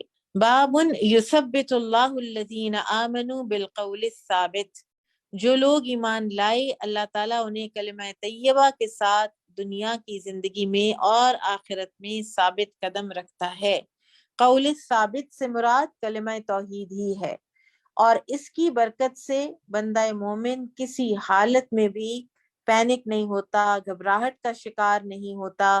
اور آپ دیکھیے کہ صحابہ پر کیسے کیسے وقت آئے، لیکن ان کا ایمان لا الہ الا اللہ جو ہے اس نے ان کو ثابت قدم رکھا۔ اور پھر اسی طرح سے یہ بھی پتہ چلتا ہے کہ دنیا اور آخرت کے علاوہ ایک تیسرا مقام جو عالم برزخ ہے یا قبر کا مقام ہے، وہاں بھی سوال و جواب کے وقت اللہ تعالیٰ کلمہ طیبہ کے ذریعے سے انسان کو ثابت قدم رکھیں گے، اور یہی ہمیں آگے اس حدیث میں پتہ چل رہا ہے۔ قال حدثنا ابو الولید قال حدثنا شعبة قال اخبرني علقمة بن مرثد قال سمعت سعد بن عبيدة عن البراء بن عازب رضي الله عنهما ان رسول الله صلى الله عليه وسلم قال المسلم اذا سئل في القبر يشهد ان لا اله الا الله وان محمدا رسول الله فذلك قوله يثبت الله الذين آمنوا بالقول الثابت في الحیات الدنیا وفي الآخرہ۔ براء بن عازب رضی اللہ عنہما سے روایت ہے کہ رسول اللہ صلی اللہ علیہ وسلم نے فرمایا، مسلمان سے جب قبر میں سوال کیا جاتا ہے تو وہ گواہی دیتا ہے کہ اللہ تعالیٰ کے سوا کوئی معبود برحق نہیں، اور محمد صلی اللہ علیہ وسلم اللہ کے رسول ہیں۔ اور درج ذیل ارشاد باری تعالیٰ کا بھی یہی مفہوم ہے کہ جو لوگ ایمان لائے اللہ تعالیٰ انہیں کلمہ طیبہ سے دنیا کی زندگی میں اور آخرت میں ثابت قدم رکھتا ہے، ٹھیک ہے۔ لہٰذا ایک روایت میں ہے کہ یہ جو آیت ہے یہ عذاب قبر کے متعلق نازل ہوئی، اور قبر میں جو سوالات ہیں، من ربک، ما دینک، من نبیک، یہ 3 سوال ہیں، اور ان 3 سوالوں کا جواب کوئی رٹا رٹایا جواب نہیں ہے۔ اس کا جواب وہی دے سکے گا کہ جس نے اس دنیا میں ان کے تحت، ان سوالات کے تحت زندگی گزاری ہوگی۔ تیرا رب کون تھا، تم اپنے رب کی کتنی معرفت حاصل کی، تم نے اس کی کتنی اطاعت کی، تمہارا دین کیا تھا، تمہاری روٹینز تمہارے اس دین کے مطابق تھیں یا نہیں، تم سنتوں پہ تھے یا تم بدعات پہ تھے، تم کفر و شرک کے اوپر تھے یا تم خالص اسلام کے اوپر تھے، اور اسی طرح سے تمہارا نبی کون تھا، کتنا جانتے ہو تم ان کے بارے میں، کتنی محبت کرتے ہو تم ان سے، کتنی سنتوں کی پیروی کرتے ہو تم ان کی. سبحان اللہ. یہ سوالات کا جواب وہی دے سکے گا کہ جس نے اس دنیا میں ان کے مطابق زندگی گزاری ہوگی. بابن الم تر الی الذین بدلوا نعمت اللہ کفرا، کیا آپ نے ان لوگوں کی حالت پر غور نہیں کیا جنہوں نے اللہ کی نعمت کو کفر سے بدل ڈالا. الم تر الم تعلم کا قولی ہی الم تر الی الذین خرجوا. الم تر کے معنی ہے الم تعلم، جیسا کہ الم تر الی الذین خرجوا میں ہے، یعنی کیا آپ نے جانا نہیں. البوار الہلاک، بار یبور بورن، قوما بورا سورہ الفرقان. حالکین، البوار کے معنی ہے ہلاکت، اور یہ بارہ یبور بورن سے ماخوذ ہے، اور قوم بورا کے معنی ہے ہلاک ہونے والی قوم. یہ آیت اپنے مفہوم کے اعتبار سے عام ہے، ہر کسی کے لیے، ہر کسی پر بھی اس کا اطلاق ہو سکتا ہے، اور اپنے اندر یہ مفہوم رکھتی ہے کہ محمد صلی اللہ علیہ وسلم کو اللہ تعالیٰ نے رحمت للعالمین اور لوگوں کے لیے ایک نعمت اپنی طرف سے بنا کر بھیجا، جیسا کہ سورہ آل عمران میں آتا ہے لقد من اللہ علی المؤمنین. اللہ تعالیٰ نے اہل ایمان پر یہ احسان کیا ہے کہ انہوں نے نبی صلی اللہ علیہ وسلم کو رسول بنا کر بھیجا ہے. تو جنہوں نے اس نعمت کی قدر کر لی، اسے قبول کیا، اس نے شکر ادا کیا، وہ جنتی ہو گیا، اور جس نے اس نعمت کو رد کر دیا اور کفر اختیار کیے رکھا تو وہ جہنمی قرار پایا. اور اس کی وضاحت اس حدیث سے ہوتی ہے. قال حدثنا علی بن عبد اللہ قال حدثنا سفیان عن عمرو عن عطاء سمع ابن عباس الم تر الی الذین بدلوا نعمت اللہ کفرا قال هم کفار اہل مکہ. ابن عباس سے روایت ہے، انہوں نے کہا کہ یہ جو آیت کریمہ ہے، کیا آپ نے ان کی طرف نظر نہیں ڈالی جنہوں نے اللہ کی نعمت کو کفر سے بدل ڈالا، تو اس سے مراد کفار مکہ ہیں. ٹھیک ہے، سارے قریشی جو مشرک سردار تھے، جن کے ہاتھ میں اس وقت سارے عرب کی باغ ڈور تھی، ان کی بات مانی جاتی تھی، بیت اللہ کے یہ پاسبان تھے، ان کی عزت کی جاتی تھی، لیکن جس رب نے ان کو اتنی عزتیں دیں، اس رب کے دین کو انہوں نے جب جھٹلایا تو پھر یہ خود بھی راندہ درگاہ ہو گئے. سورۃ الحجر. بسم اللہ الرحمن الرحیم. وقال مجاہد صراط علی مستقیم. مجاہد کہتے ہیں صراط علی مستقیم کے معنی ہے حق اللہ کی طرف لوٹتا ہے اور اس کی رہنمائی بھی وہی فرماتا ہے. الحق یرجع الی اللہ وعلیہ طریقہ. لبی امام مبین علی الطریق. لبی امام مبین کے معنی ہے کھلے راستے پر. وقال ابن عباس لعمرک لعیشک. ابن عباس کہتے ہیں لعمرک کے معنی ہے لعیشک، یعنی تیری زندگی کی قسم. قوم منکرون انکرہم لوط. قوم منکرون، لوط علیہ السلام نے ان فرشتوں کو اجنبی خیال کیا. کتاب معلوم اجل، کتاب معلوم یعنی مقررہ مدت. لومن حل لا تأتینا. لومن کے معنی ہے کہ تو یعنی فرشتے کیوں نہیں لے کر آتا. شیعی اممی وللاولیاء ایدن شیعن، کہ شیعی کے معنی امتیں اور قومیں، نیز اولیاء پر بھی شیعن کا اطلاق ہوتا ہے. وقال ابن عباس یہرعون مسرعین. اور ابن عباس کہتے ہیں یہرعون سے مراد ہے تیز دوڑتے ہوئے، اور یہ سورہ ہود کا اب یہاں پر لفظ آ گیا ہے. للمتوسمین للناظرین. للمتوسمین کا معنی ہے دیکھنے والوں کے لیے. سکرت غشیت. سکرت کے معنی ہے ہماری نظر بندی کر دی گئی ہے. بروجن منازل للشمس والقمر. بروج سے مراد سورج اور چاند کی منزلیں ہیں. لواقح ملاقحہ ملقحتن. ملاقحہ ہے جو ملقحتن کی جمع ہے، پانی کا بوجھ اٹھانے والی ہوائیں. حمئن جماعت حمأتن وہو التین المتغیر والمسنون المسبوب. حمئن یہ حمأتن کی جمع ہے. حمئن یہ حمأتن کی جمع ہے جس کے معنی بدبودار مٹی کے ہیں، اور مسنون کے معنی ہے قالب میں ڈھالی گئی. توجل تخف، لا توجل تو مت ڈر. دابر آخر، دابر کے معنی ہے جڑ اور بنیاد. لب امام مبین الامام کلو ما تممت واہتدیت به. لب امام مبین، الامام سے مراد ہر وہ چیز جس کی تو پیروی کرے اور جس کے ذریعے سے تو راہ پائے. الصیحۃ الہلکۃ، الصیحۃ کے معنی ہے ہلاکت اور چنگھاڑ. اب یہاں پر ہم بروج کی تھوڑی سی بات دیکھ لیتے ہیں.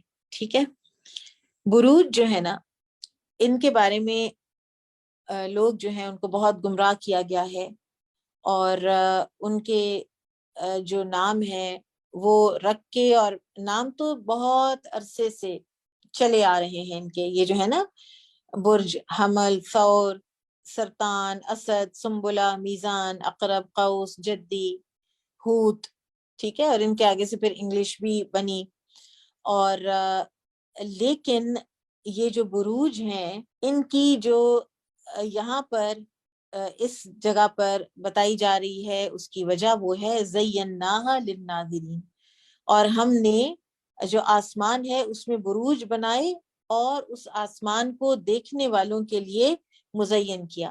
یعنی یہ جو خوبصورت ستارے نظر آتے ہیں، ان کا ایک تو مقصد خوبصورتی ہے آسمان کی، اور دوسرے یہ جو بروج ہیں یہ 12 ہیں. ٹھیک ہے، یہ جس کو آپ ہاروسکوپ کے نام سے یاد کرتے ہیں، یہ ہاروسکوپ والا اس کا جو ٹینجنٹ ہے نا، وہ لیٹر آن اس کے اندر ایڈ کیا ہے کچھ یہ فلکیات والے، جنہوں نے اپنی کوئی دکانیں چمکانے کی کوشش کی. ورنہ اہل فلک جو ہیں، یعنی آسمان کو پڑھنے والے لوگ جو ہیں، وہ ان بروج سے موسم پریڈکٹ کیا کرتے تھے. ٹھیک ہے، فار ایگزامپل یہ کہتے تھے کہ جب برج ہوت آتا ہے تو فَإِنَّ الْبَرْدَ يَمُوتُ، یعنی تب سردیاں ختم ہو جاتی ہیں. پھر وہ کہتے ہیں کہ برج حمل جب آتا ہے تو رات اور دن برابر ہو جاتے ہیں. یہ ربیع یعنی بہار کے کا موسم ہوتا ہے، اور بہار کے موسم میں 3 بروج ہوتے ہیں، حمل، ثور اور جوزا. ٹھیک ہے، اور پھر سرطان برج جو ہوتا ہے اس میں دن جو ہے وہ لمبے ہوتے ہیں. ٹھیک ہے، اور بہرحال اب میں ساروں کا نہیں بتا رہی، لیکن یہ بہت ہی انٹرسٹنگ یہ ایک چیز تھی جو میری نظر سے گزری، کہ یہ ہوتے تھے، یہ نام بھی ہوتے تھے، اور ان کے تھرو موسم پریڈکٹ کیا جاتا تھا. یہ نہیں کہ یہ جو ہے برج، یہ فلاں برج میں داخل ہو رہا ہے تو اب فلاں کی جو ہے اس کی شامت آ جانی اور اس کی زندگی میں اب یہ ہو جانا ہے. تو ہاروسکوپ کا پڑھنا، ہاروسکوپ میں بلیو کرنا بالکل ایسا ہی ہے کہ جیسے آپ بلیو کریں علم نجوم میں، اور یہ کفر کی طرف لے جانے والی چیز ہے. پھر دوسری ایک اور جو یہاں پر لفظ امام بخاری نے بتایا، اور وہ ہے لواقح. لواقح الحجر آیا 22، وَأَرْسَلْنَا الرِّيَاحَ لَوَاقِحَ، کہ ہم نے باراور ہوائیں بھیجی، بوجھل ہوائیں. ٹھیک ہے، اب یہ کس کس چیز سے ہوائیں بوجھل ہو سکتی ہیں؟ بادل اٹھاتی ہیں، ٹھیک ہے، اور جو کہ پھر بارش برساتے ہیں.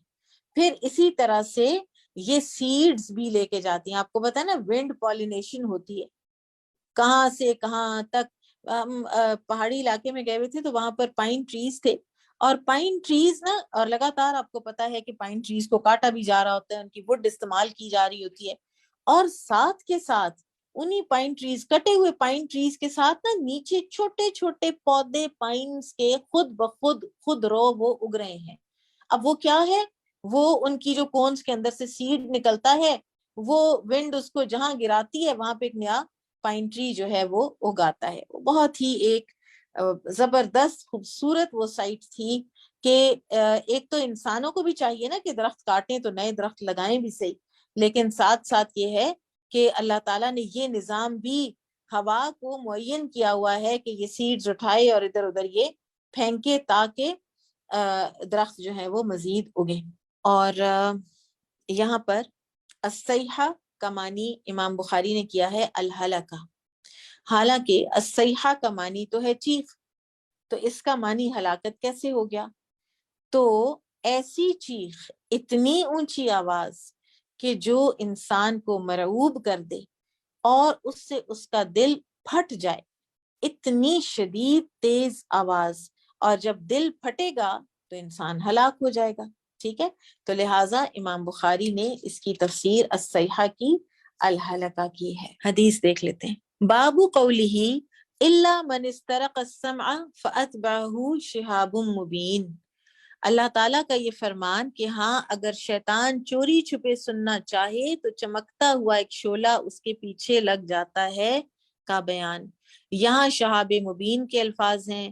ایک اور مقام پر قرآن میں سورہ الصافات میں شہاب ثاقب آیا ہے اور اس کے معنی ہے چھید کرنے والا چمکدار شعلہ.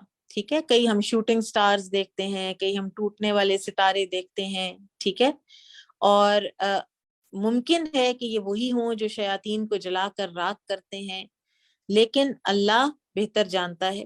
ٹھیک ہے، آیت کا مقصد یہ ہے کہ آسمانوں پر شیاطین کا کچھ بھی عمل دخل نہیں ہے. ٹھیک ہے، اور بلکہ بعثت نبوی کے وقت تو یہ وہاں سے گزر بھی نہیں سکتے. یہ جو انتہائی کوشش کرتے ہیں نا ایک آدھا کوئی ٹکڑا چرا لانے کی، وہ کوشش بھی ان کی ختم ہو گئی تھی بعثت نبوی کے دوران. مزید بات کریں گے اس پر انشاءاللہ. پہلے حدیث دیکھتے ہیں.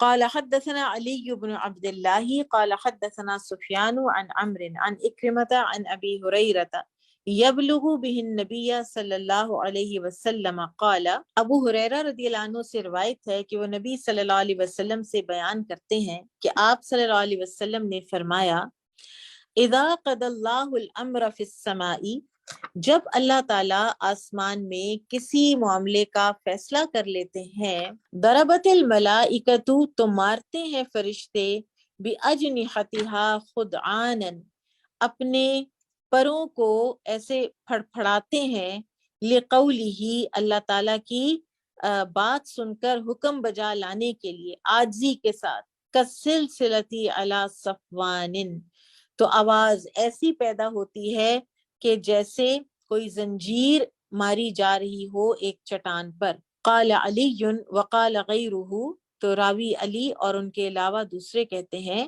صفوان ینفذہم ذالک، کہ صفوان کے بعد ینفذہم ذالک کے الفاظ آتے ہیں، یعنی اس طرح اللہ تعالیٰ فرشتوں تک اپنا پیغام پہنچاتے ہیں.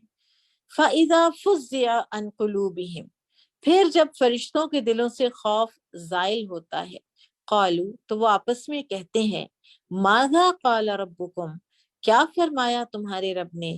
قالوا للذی قال، تو وہ فرشتہ جس سے پوچھا جاتا ہے وہ کہتا ہے الحق وہو العلی الکبیر، حق ہی فرمایا ہے اور وہ برتر اور بزرگ ہے. فَيَسْمَعُهَا مُسْتَرِقُ السَّمْعِ، یہ جو باتیں ہیں یہ سن لیتا ہے ایک چوری کرنے والا یعنی شیطان.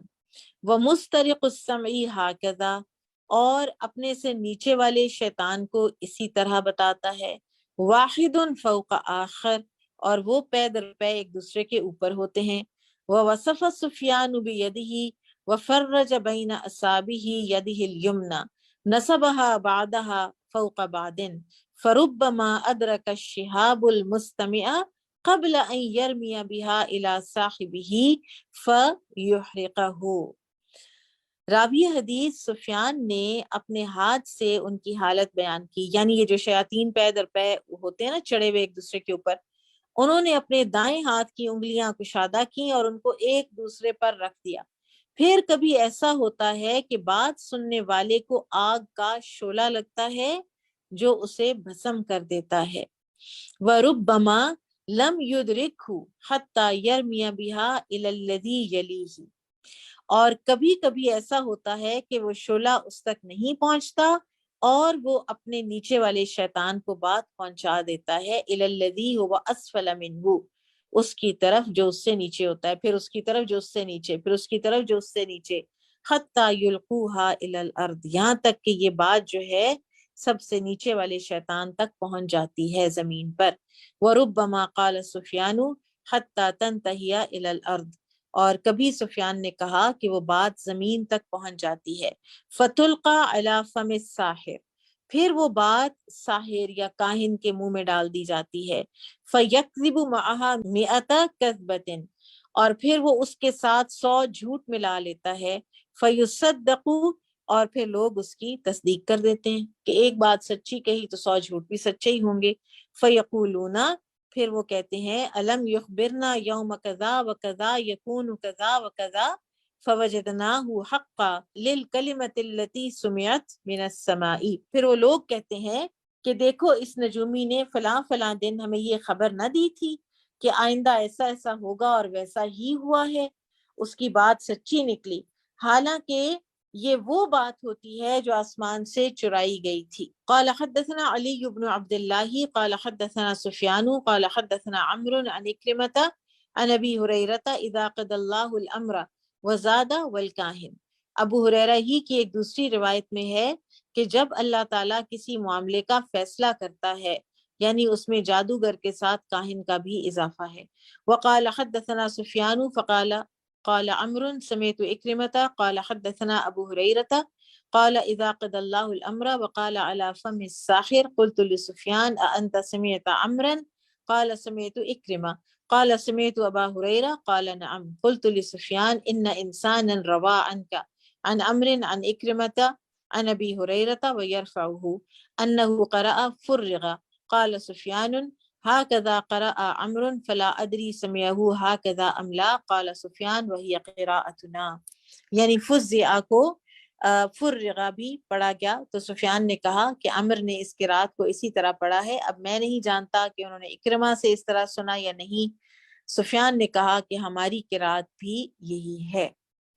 اب قرآن و حدیث کی ان باتوں سے ہمیں پتہ چلتا ہے کہ چھوٹی سے چھوٹی بات کا فیصلہ بھی عالم بالا میں ہوتا ہے، پھر یہ کہ انسانوں اور جنات کو ان باتوں کے خزانوں میں سے کچھ بھی لینے کی مجال اور استطاعت نہیں ہے، نہ ہی یہ فیصلوں پر کوئی دسترس رکھتے ہیں۔ سورہ الانبیاء میں اللہ سبحانہ وتعالیٰ نے فرمایا وَجَعَلْنَا السَّمَاءَ سَقْفًا مَحْفُوظًا، ہم نے اس آسمان کو محفوظ چھت بنایا ہے۔ اب یہ ہمیں یاد رکھنا ہے کہ یہ جو چھوٹی موٹی بات چرا لاتے تھے، یہ نبی صلی اللہ علیہ وسلم کی بعثت کے وقت یہ بھی سارا سلسلہ بالکل ٹوٹل بند ہو گیا، پہرے بہت بڑھ گئے، ٹھیک ہے۔ اب نبی صلی اللہ علیہ وسلم کے دنیا سے تشریف لے جانے کے بعد کیا یہ حفاظت ختم ہو گئی ہے؟ اس پر علماء کا اختلاف ہے۔ ایک جو اہل علم کا گروہ ہے وہ کہتا ہے کہ ہاں اب دوبارہ یہ کچھ نہ کچھ سنگن لے لیتے ہیں، دوسرے یہ کہتے ہیں کہ نہیں، اللہ تعالیٰ نے اس کو جب ایک دفعہ محفوظ کر دیا، شیاطین اتنا بھی سننے کے قابل نہ رہے، تو اب وہ پکے محفوظ ہیں، اس لیے کہ سورۃ الانبیاء میں اللہ تعالیٰ نے فرمایا ہے کہ ہم نے آسمان کو سقفم محفوظاً بنایا ہے، ٹھیک ہے، اللہ عالم۔ اور پھر یہاں پر آپ دیکھیے کہ ایک اور عربک کے لحاظ سے کہ یہاں پر الا من استرقا ہے، حالانکہ اللہ تعالیٰ الا من سرقا بھی کہہ سکتے تھے کہ جس نے چرا لیا، لیکن اس طرح کا جب عربی زبان میں کسی لفظ میں حروف زیادہ ہو جاتے ہیں تو اس کا معنی ہوتا ہے زیادت المعنی، یعنی اس کے معنی میں بھی سٹریس ہو گیا ہے، یعنی کہ وہ انتہائی ایک اخفا اور محفوظ چیز کے اندر سے کوئی نہ کوئی بات جو ہے وہ چرا لیتا ہے، کوئی سن لیتا ہے، ہلکی سی کوئی آواز اس کے کان میں پڑ جاتی ہے اور اس سے وہ پھر کئی اس میں جھوٹ جو ہے وہ ملا لیتا ہے۔ اور یہ جو سفیان رحمہ اللہ نے جو کیے ہیں نا اپنے انگلیوں سے ایک ایک انگلیاں کر کے کہ ایسے، یعنی ایک انگلی کے اوپر دوسری، ایک ٹپ کے اوپر دوسری کی ٹپ لگائی کہ ایسے وہ ہوتے ہیں، تو یہ ان کے اپنے تفقع ہے، ٹھیک ہے، یہ نبی صلی اللہ علیہ وسلم نے کر کے نہیں دکھایا، ہمیں یہی پتہ چلتا ہے۔ باب قولہ وَلَقَدْ كَذَّبَ أَصْحَابُ الْحِجْرِ الْمُرْسَلِينَ، اللہ تعالیٰ کا یہ فرمان کہ جھٹلایا اصحاب ہجر نے، سمود والوں نے رسولوں کو۔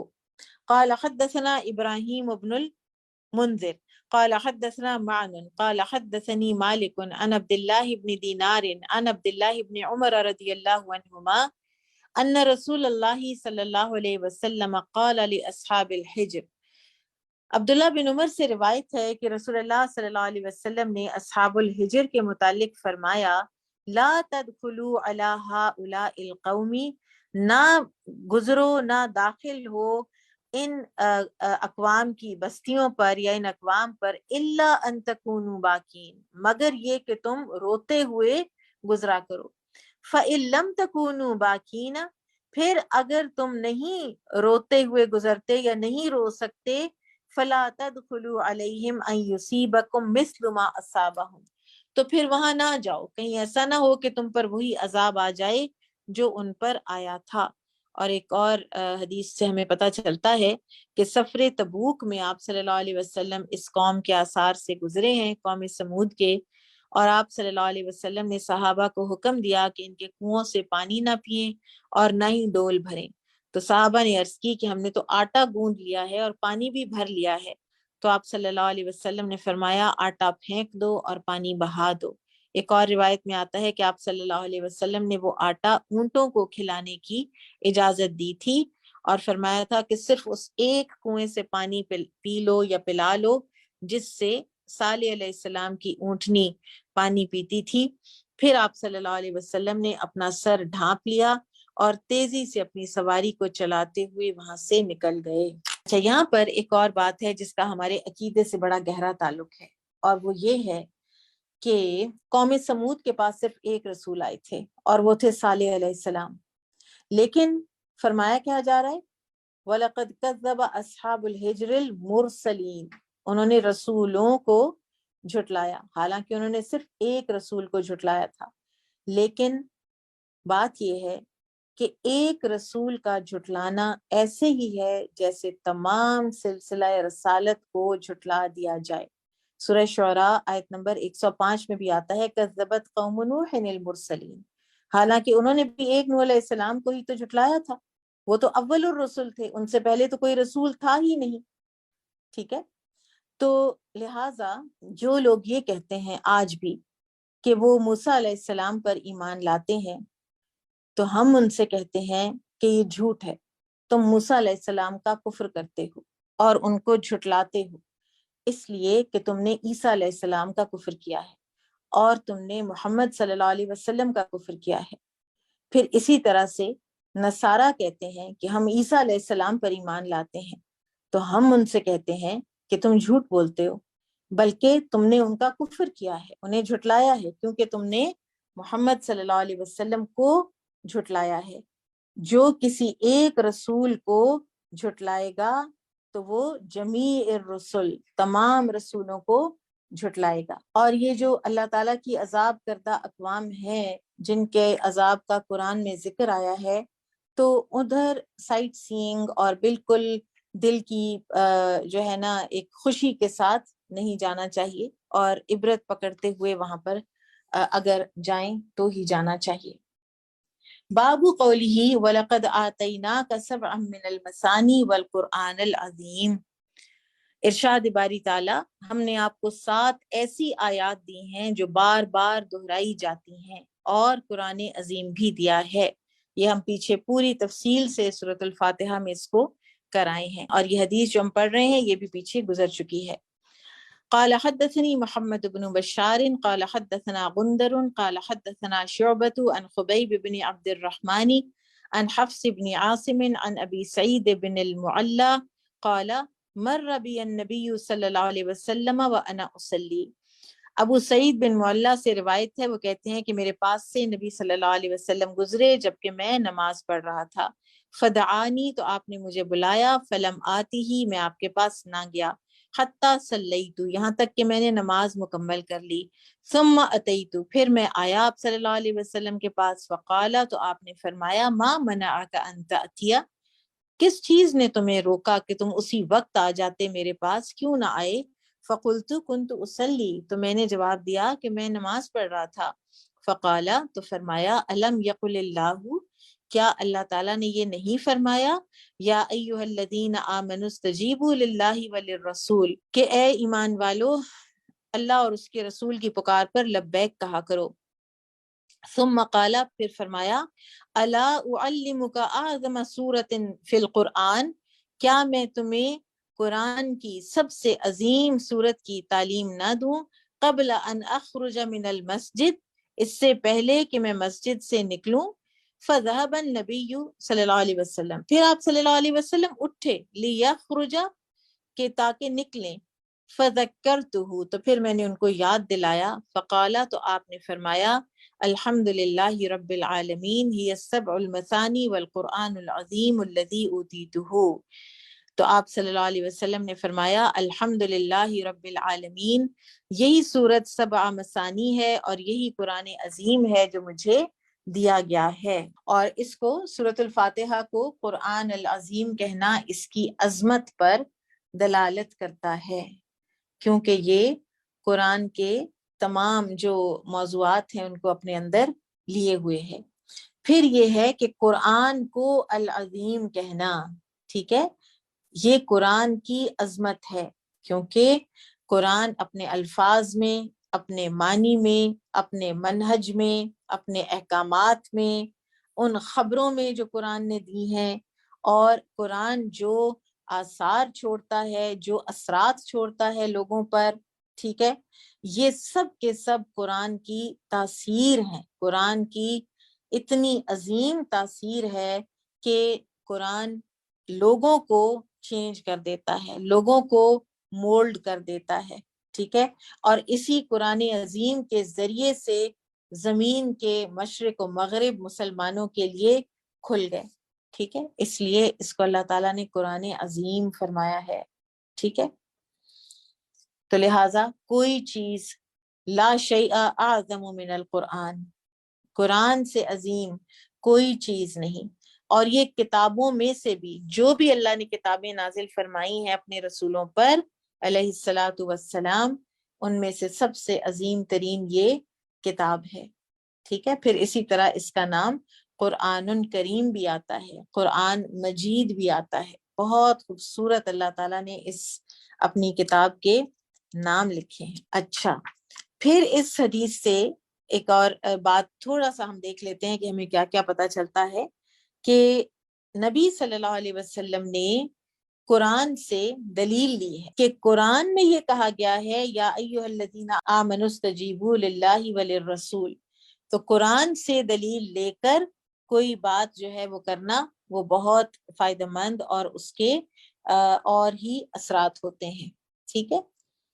پھر آپ دیکھیں کہ رسول اللہ صلی اللہ علیہ وسلم نے ان کو نماز پڑھتے ہوئے بلایا، یہ بھی ایک طریقہ تعلیم تھا کہ یہ نہیں آئیں گے تو پھر ان کو میں سکھا دوں گا، ٹھیک ہے۔ تو معلم جو ہیں وہ وقت کی ضرورت کے پیش نظر اپنے جو طریقہ تعلیم ہے اس کو چینج کرتے رہتے ہیں۔ پھر یہاں پر جو سورۃ الفاتحہ ہے نا، یہ سورتوں میں سے اعظم سورہ ہے، ٹھیک ہے، ورنہ آیتوں میں سب سے اعظم آیت آیت الکرسی ہے۔ پھر اسی طرح سے ہم دیکھتے ہیں کہ سورۃ الاخلاص، قل هو اللہ احد، یہ تعدل ثلث القرآن ہے، 1/3 قرآن ہے۔ تو کیا یہ سورۃ الفاتحہ سے کچھ کمی ہے یا کوئی کانٹرڈکشن ہے ان احادیث میں؟ نعوذ باللہ۔ تو یہ کوئی کانٹرڈکشن نہیں ہے، یہ وہی بات ہے جو بار بار مختلف احادیث میں ہمیں پتہ چل رہی ہے کہ ایک جو ہے وہ ایک لحاظ سے عظیم ہے اور دوسری معنن آخر، دوسرے لحاظ سے عظیم ہے، ٹھیک ہے۔ قل هو اللہ احد جو ہے وہ قرآن کا 1/3 ہے، کیونکہ اس میں قرآن کے جو جسٹ ہے نا، اس کے عقیدے کی جو احکامات ہیں، جو خبریں ہیں، ان کی جسٹ کیا ہے، اور وہ ہے توحید، تو وہ سورۃ الاخلاص کے اندر موجود ہے۔ اسی طرح سورۃ الفاتحہ جو ہے وہ عقیدے کی بجائے وہ ویسے قرآن کے جتنے بھی عنوانات ہیں وہ اس کے اندر موجود ہیں، اس سے کنجی کھلتی ہے۔ جیسے آپ دیکھیں، صراط الذین انعمت علیہم غیر المغضوب علیہم ولا الضالین، تینوں قسم کے لوگ جن کی قرآن میں آگے سے ایگزامپلز ہیں، وہ اس ایک جگہ پر، اس ایک سورہ میں اللہ تعالیٰ نے مینشن کر دی ہیں۔